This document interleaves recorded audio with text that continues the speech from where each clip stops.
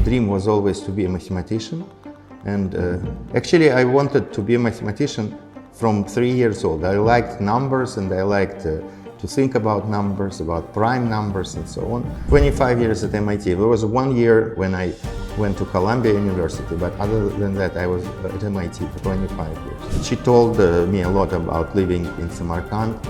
Applied mathematics is extremely important because methods of applied mathematics are used in many fields that are relevant to economic developments. Many of my students go get jobs in finance. It's not that they cannot get a job in the academia, they can, but they choose not to because their salary is 5 times what it would have been in the academia.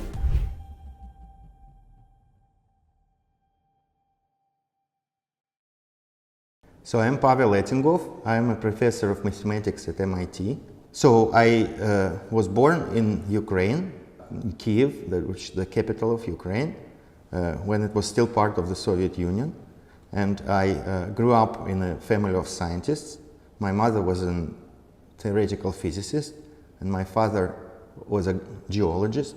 And when I was in 8th grade, I went to a math and science school in Kiev, and then to mathematics department of university there. My dream was always to be a mathematician, and actually I wanted to be a mathematician from 3 years old. I liked numbers and I liked to think about numbers, about prime numbers and so on.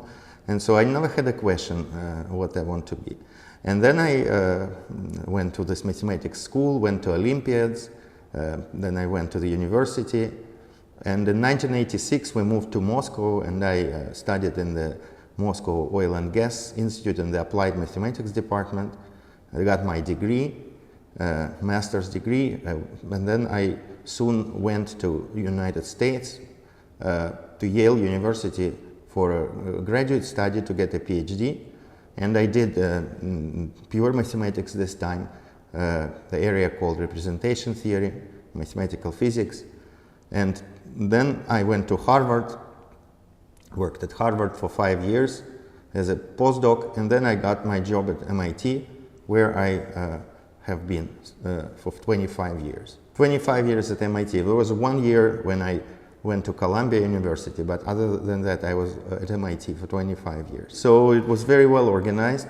There were about 60 or 70 students, half of them from China, or even maybe slightly more than half.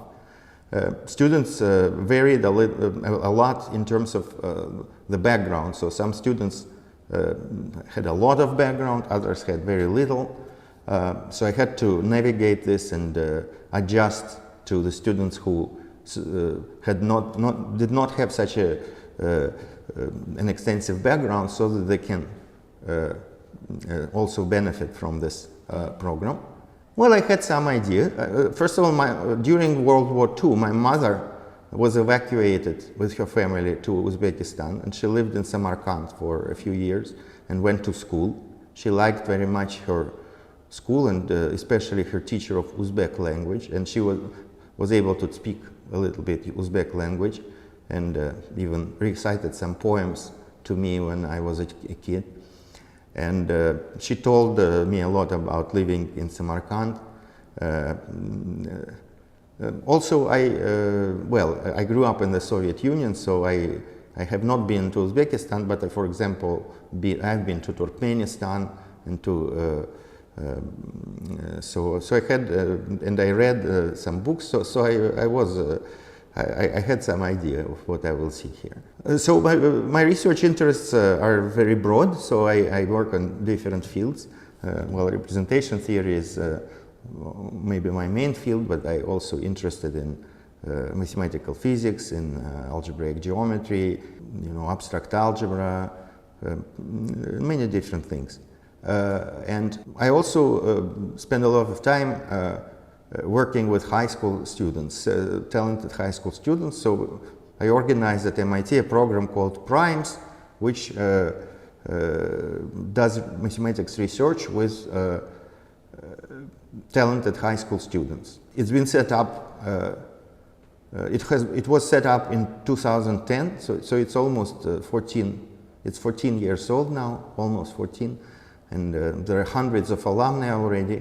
Some of them already got their PhDs and proceeded to mathematics academia. Others went to computer science. This is a program that not only does pure mathematics, but also applied mathematics, computer science, computational biology. It's open to all high school students who are based in the US. So in particular those who do not live in the vicinity of Boston, where MIT is situated. And we can work with them remotely using Zoom. And actually we did that even before COVID-19. Before Zoom became very popular, we used other tools such as Skype. And that's why when COVID arrived and caused total chaos in all universities, we were able to easily adjust to it because we already had experience of operations over Zoom, over Skype. And so we just switched to Zoom, which is even better. And now we work with most of our students using Zoom. Yeah, absolutely. So my master's degree was in applied mathematics. So I have some knowledge about what applied mathematics is and how it works and how it connects to pure mathematics. And definitely applied mathematics is extremely important because methods of applied mathematics are used in many fields that are relevant to economic developments. So, for example, my education in applied mathematics was in the Oil and Gas Institute, and I studied fluid mechanics related to oil production. And this is extremely important for production of oil and gas. But also now I think what's becoming very important is applied mathematics related to computers and to machine learning.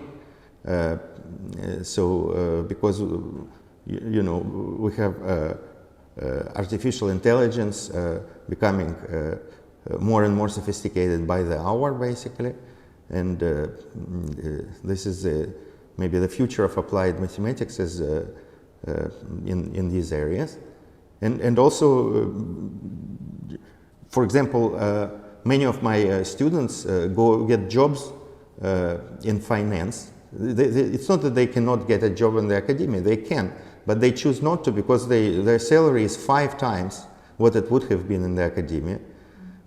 So they get entry positions in finance as quantitative analysts with extremely high salaries. Now maybe starting salary approach $500,000 a year. And also they can receive stock and have some interest from it, and so. But the work that they do there is basically applied mathematics, which is more like stochastic processes, statistics, applied to trying to understand the dynamics of the stock market. Because if you can predict, even with any degree of, if you can do any better than just random guessing, you immediately make huge amounts of money. And so that's why people are interested in it and made a lot of progress. There is sophisticated mathematics that's used there. And we have organized a course at MIT, which is called Introduction to Financial Mathematics, which is taught by our instructor together with representatives of companies, the investment companies, who are mathematicians working in these companies and who are experienced in this applying this knowledge. And so this course is, I think, very useful for our students. Oh, well, I mean, such programs exist at MIT when MIT collaborates with various countries. It has collaborated with a number of institutions. I don't know how this is set up organizationally, logistically, but in principle, such a thing is possible. So it should be explored if you guys are interested. Well, MIT has a database which is called Open Courseware, OCW, which has a lot of freely available courses in various subjects, including applied mathematics, computer science, machine learning, and things like that.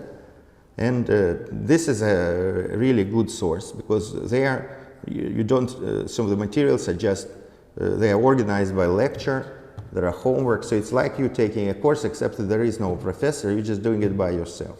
There are also a lot of videos on MIT websites with courses, videos of lectures. So that would be something that I can recommend as an MIT professor. But of course there is lots of similar stuff in other universities and online in general. In terms of what to study, it used to be, for applied mathematics, that calculus and differential equations are the most important. Now the emphasis is being shifted more into things like linear algebra, statistics, which has applications to machine learning, artificial intelligence, and so on. So I would recommend getting very good background in these fields, and then you can branch out in various directions.